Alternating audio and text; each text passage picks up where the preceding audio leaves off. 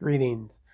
I hope this finds you all well. Take good care of yourself, good care of those around you, and really good care of anyone that you interact with. We are all in this together, this thing we call life, and the support of each other is what's going to sustain us through the challenges that we find ourselves in. Today I was reflecting on different interactions that I've had with people recently. Some of my friends are struggling in many new ways for them. Some are in the hospital. We're so focused now on COVID-19 that we also forget other people have other life-threatening illnesses and cancer and operations and things going on. And they're getting attended to. I've also talked to some friends who have found this time incredibly nourishing. They've had time to be away from the hustle and bustle of the busyness of their lives, to actually tend to a garden, to have some time to restore, to reflect on what's important, to reconnect with some people they hadn't talked to in a long time.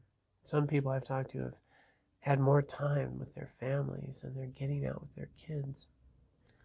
Some friends I've found I don't know how to deal with their kids because they're with them now all the time. And what I'm sharing is right now, different people are experiencing life in different ways. And so often we can see a time as a challenging time, a difficult time. Some people have been saying, wow, this is a real blessing. The earth is healing, pollution is going down, the water, people posted pictures of the canals in Naples getting clear, wildlife coming back.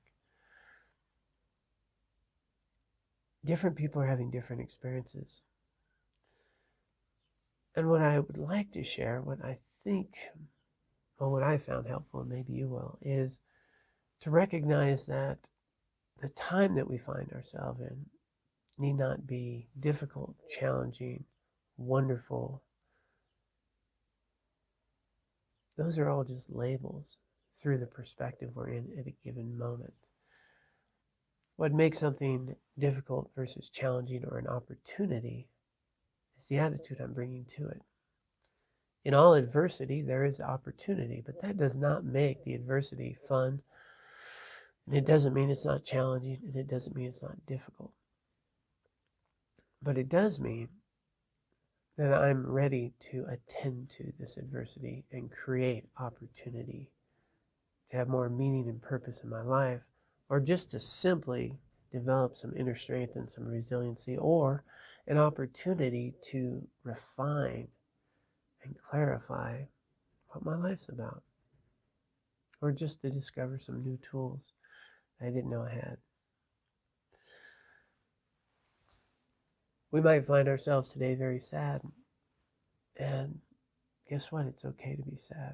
We don't need to change that. Sadness will come and it will go. We might find ourselves a bit more optimistic, just thinking about what may come out of this, the healing that can come out of this collective tragedy that we find ourselves in. What new ways of connecting with each other, of being with each other. We may find ourselves just kind of blah in between, which is also okay. How we feel today is how we feel today. And fundamentally, as I'm speaking right now, it is Thursday in Carbondale, Colorado. And whether I find the day challenging, difficult, whether I call it a long day, it's really Thursday in Carbondale, Colorado. And how I experience it is going to have a lot to do with what I'm attending to. And there I have some choice. Am I attending to all the kids that I see walking with their parents pushing carts, getting out with some fresh air? Am I attending to, my friends that I'm, saying some prayers for that are, in the hospital right now? Am I attending to what I don't get to do? Or am I attending to what I do get to do? What I attend to becomes my reality. What I am focused on becomes my experience. And right now we have an opportunity. What I'd like to share is an opportunity to bring more perspective to what we attend to and really honor the challenging times. Don't blow it off and go, oh, it's an opportunity to grow. Yeah, it is an opportunity to grow, but that doesn't mean it won't hurt it. It doesn't mean it's not challenging. It doesn't mean we don't need some help. If we need some help, let's get some help. If we are struggling, let's share our struggle. But also, we can look around and see the amazing humanity that's around us, the way people are coming together, all those people that are helping. One person I know who's in LA, big urban center, school teacher, is flourishing. I asked how she's doing. She said, I'm flourishing. I am actually really digging in and reconnecting with my family and with people that I hadn't had time to, and I'm in the garden and I'm taking walks and I'm seeing kids around with their parents. And I talked to another teacher and really struggling that there's so much to attend to and overwhelmed and not sure how to do this whole virtual teaching thing. We all have our own experiences, and some of us will find them more challenging than others. But all of them have something to do with what I'm attending to. So if I'm attending to the challenge, let's attend to the challenge, but let's remember that today is not a good day or a bad day. It's not a terrible day or a long day. Fundamentally, for me, it's Thursday in Carbondale, Colorado, and it's going to be filled with challenges, some tragedy and hardship. It's going to be filled with some incredible joys and expressions of humanity and kindness. It's going to be a broad spectrum of what we call life. And you're an active participant in that life. And what you attend to is going to be your experience of it. So today, I'd just like to invite you to be thoughtful about what you attend to and how you attend to this thing we call life. It will be both an opportunity and adversity. It will be both difficult and quite wonderful.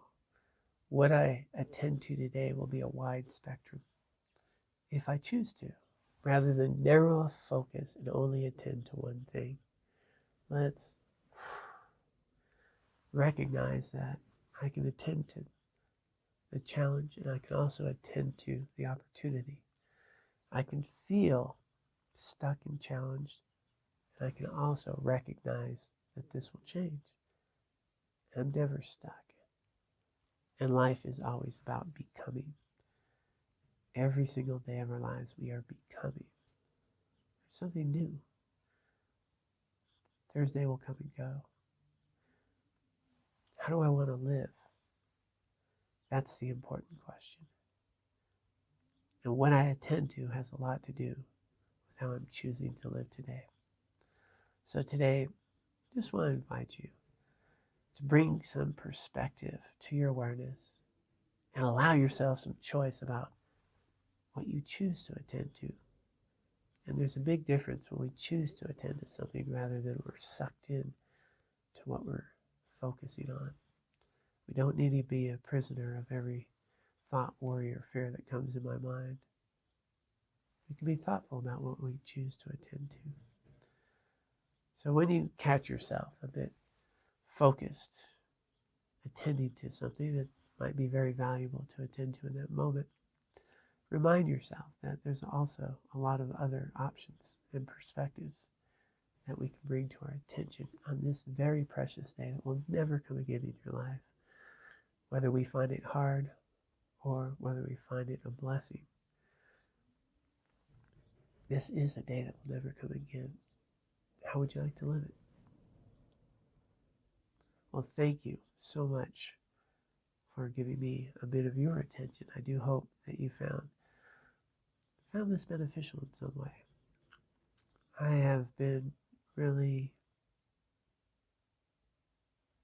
grateful, I think is the word I'm looking for, to be able to have this wide range of experiences of people I've been visiting with, and to be there for those who are struggling, and to celebrate the joy of those who are finding some opportunity here as well. So I hope you may as well. Be well, stay out of trouble, be good to yourself, be good to those around you, and wash your hands, keep your distance, and let's take good care of each other.